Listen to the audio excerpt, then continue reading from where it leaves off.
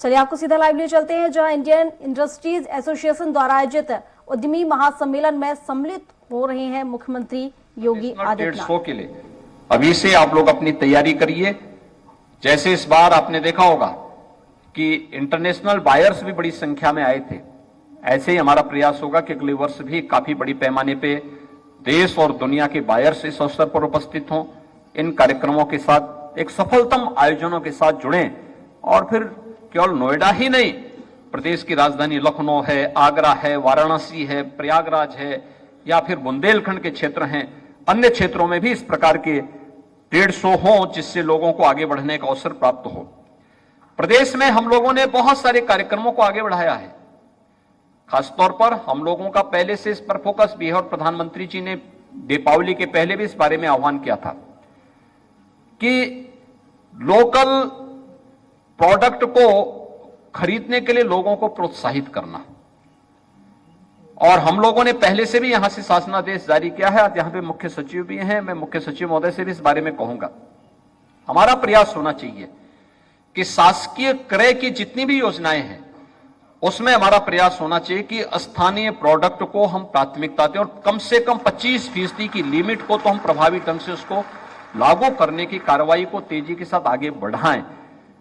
वैसे भी हमें हमारा प्रयास होना चाहिए, अगर लोकल इंडस्ट्रीज को हम प्रोत्साहित नहीं करेंगे, बस शर्त यह है कि क्वालिटी वे दें, क्वालिटी में कॉम्प्रोमाइज नहीं होना चाहिए, लेकिन हमें उसको प्रमोट करना चाहिए। और स्थानीय स्तर पर अगर हम उन्हें अन्य सुविधाएं दे रहे हैं तो हमारा प्रयास होना चाहिए कि लोकल स्तर पर रोजगार के लिए भी हम उन्हें प्रोत्साहित करने के लिए कहें कि लोकल इंस्टीट्यूशन को वे जोड़ सकें, अच्छा मैन पावर मिलेगा। और अब तो सरकार ने बहुत सारी स्कीम, यानी पीएम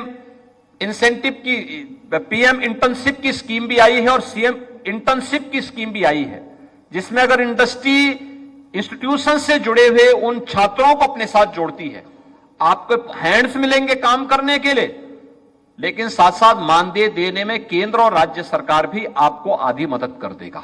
तो आपके पास तो आपके पास एक वर्ष के लिए कुछ लोग मिलेंगे कार्य करने के लिए। आपने उसके बाद उसको मानदेय देने के बाद 1 वर्ष के बाद आप उसको सर्टिफिकेट देकर के जाएंगे, उसके पास एक एक्सपीरियंस होगा आपके यहां कार्य करने का। लेकिन साथ साथ आपके मानदेय के आधे लोड को सरकार स्वयं ले रही है। हमें इन सभी योजनाओं का लाभ भी लेना है। एनसीआर से जुड़े हुए जो मामले हैं कि एनसीआर में जो एनजीटी के कारण या commission for air quality management CAQM के द्वारा जो वहां पे तमाम जेनसेट को बंद करने के आदेश दिए गए हैं, मेरी आपसे अपील है, सरकार ने वर्तमान में बहुत सारी चीजों को आगे बढ़ाया है, खासतौर पर ई बिलिंग को भी। और इसी के साथ बुलेटिन में अभी के लिए बस इतना ही। अधिक जानकारी के लिए आप बने रहिए हमारे साथ और देखते रहिए स्वराज एक्सप्रेस। नमस्कार।